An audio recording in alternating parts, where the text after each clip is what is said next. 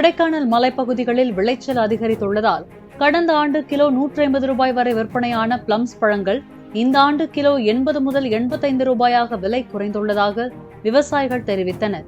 இதை ஈடுகட்ட பிற மாவட்டங்களுக்கும் வெளிமாநிலங்களுக்கும் ஏற்றுமதி செய்யும் வகையில் குளிர்சாதன சேமிப்பு கிடங்கு அமைத்து தர விவசாயிகள் கோரிக்கை விடுத்தனர். என் பேர் வினோத். இது மாதிரி அட்டோம்பட்டியில் இருக்கேன். நாங்கள் காலங்காலமாக பிளம்ஸ் அதிகமாக பண்ணியிருக்கோம். பிளம்ஸ், பேரி இது மாதிரி அதிகமாக பண்ணிகிட்டு இருக்கோம். இப்போ இந்த வருஷம் ஓரளவுக்கு விளைச்சல் பரவாயில்ல, ரொம்ப கம்மின்னு சொல்ல முடியாது. போன வருஷத்தை விட நல்லா இருந்துச்சு. ஆனால் என்ன ஒன்று, காலநிலை மாறிடுச்சு.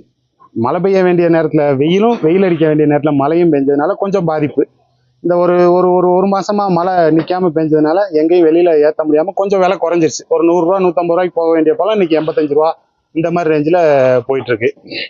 இப்போ எங்களுக்கு கவர்மெண்ட்டுக்கு இது ஏதாவது ஒரு ஏற்பாடு பண்ணி ஒரு ஸ்டோரேஜ் பண்ணி கொடுத்தா நல்லாயிருக்கும். ஏன்னா நம்மளை நம்பி இப்போ இந்த தொழிலை நம்பி கிட்டத்தட்ட ஒரு 1000 பேர் ஒரு 6 மாதத்துக்கு இங்கே பழம் போட்டுவாங்க, பேரி பிளம்ஸு.